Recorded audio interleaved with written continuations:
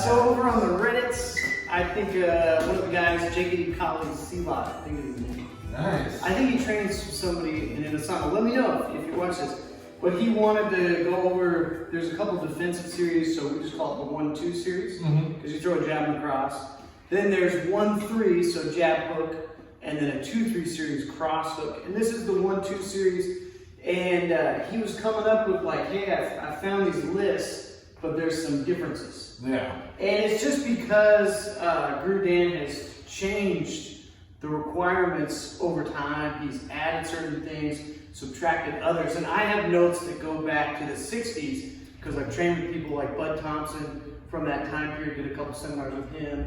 My main mentor, Chris Clark, he got certified by Guru Dan in 1982, 83, something like that. So the information goes back, and then myself, I've been training with him since the late 90s. And in that time, I've seen him subtly change things. Like one thing that's on the list going back to the 90s is the bob and weave, but I haven't seen him do the bob and weave on this in like 10 years. Can you do a bob and weave on a cross? Like absolutely. But I think now he's doing that more on the 1-3 list instead. Like my notes from the 60s, he actually would do a lot of trapping on this. He would make it more Wing Chun oriented instead of answering with boxing. Yeah. But now I've only seen him, in my personal experience, I've only seen him answer with boxing, kickboxing in this particular set. So he likes groups of 10. So he'll whittle the list until he gets 10 down. So what I did is I changed the order a little bit. So hopefully this is what you're looking for. And I tried to keep as many of them that I thought, that I believe are current in the system.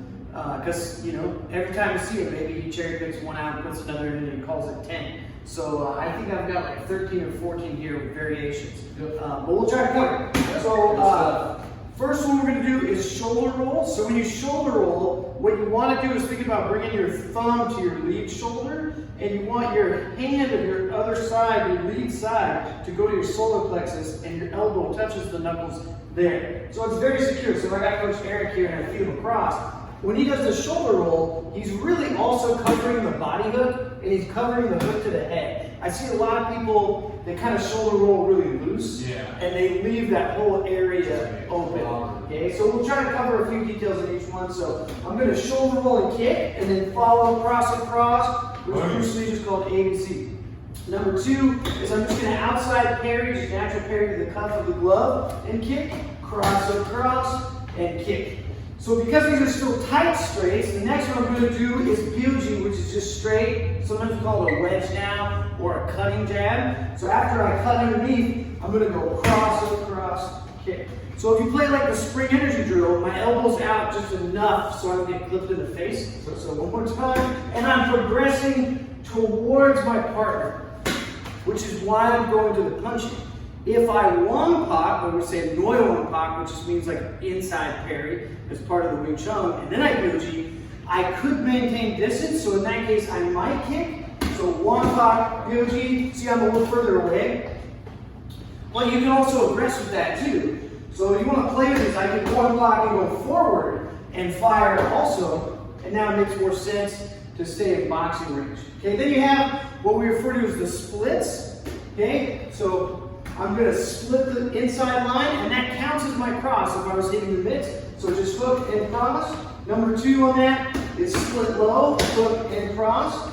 Number 3, we still call it split, but we go outside over the shoulder.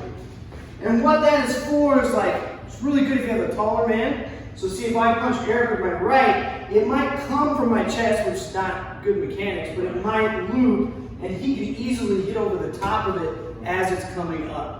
So we call that, right now we call that high outside, which means we'll say outside split. Okay, then we start to move into where the cross is wide.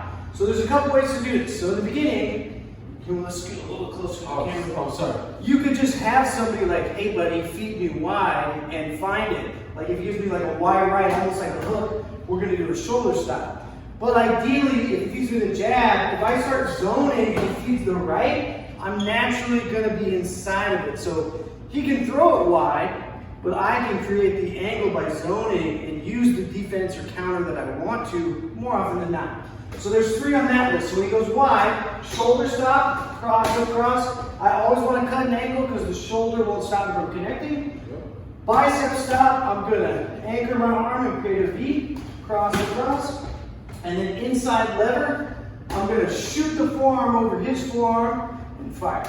So you notice the placement on those. Like if I do Tong Sao, this is basically Jong Sao, that's the inside lever. That is the same spot as the bicep stop. That's it. Okay, so we're kind of getting outside the list a little bit, but we'll just keep going. So then you have the inside lever. So these would be like 11, 12, 13, 14. One would be bob and weave and just hook and cross and kick. Then we have slide parry. Slide parry, instead of parrying the cuff, you use the forearm and you parry towards the man. So like in Kali with the knife, I turn my shoulder. My goal would be to try to make some kind of contact, but it could just be a heavy arm too. If I don't have the distance, I can really move the base by using this piece of my forearm instead of my hand. So we call that a slide parry. The last one is the same thing, but after I slide parry, I'm going to hook and throw the arm out and then cross. And we call that just hook out, or wasalisk is the Filipino term. Okay, and then last one is bob and weave. You can hit on the way by or not, and then, right? So let's try to do it one more time. Sure. So shoulder roll kick.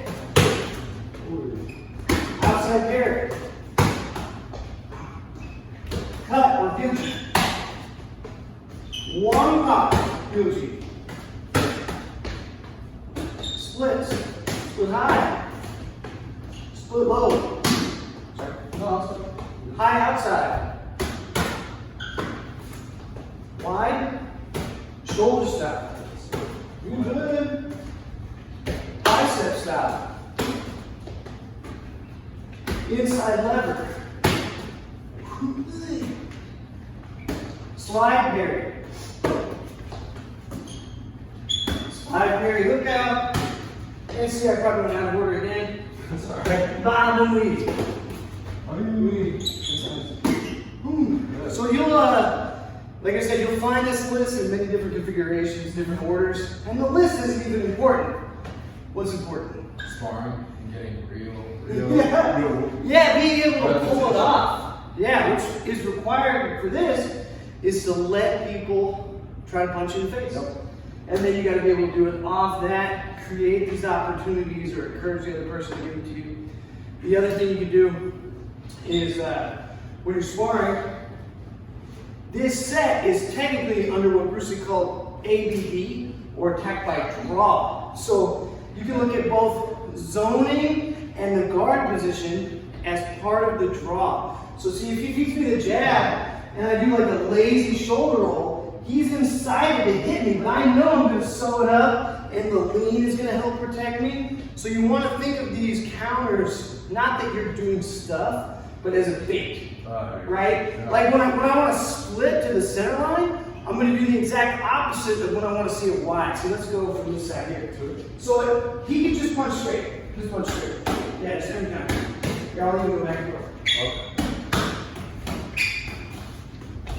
See, when I want to be on the inside, I just move to my right, and I automatically can capitalize on what he's doing. So when you want to make the split work a little more often, all you do is just move the other way. So when he punches, see, I'm going to parry, but I'm already moving to my left. Yeah. It doesn't guarantee that I'm going to get what I want, but the percentages go up quite a bit. So yeah, you just got to be playful with it. Be willing to have somebody you can spar with every day that's not going to hurt you where you have to work around an injury, but you're going to solve this puzzle. But the lists are good too. Then you want to start playing with it like, all right, every single one we're coming back cross across, but maybe you go hook, uppercut, hook, or hook, jab, cross. You just mix up the combinations.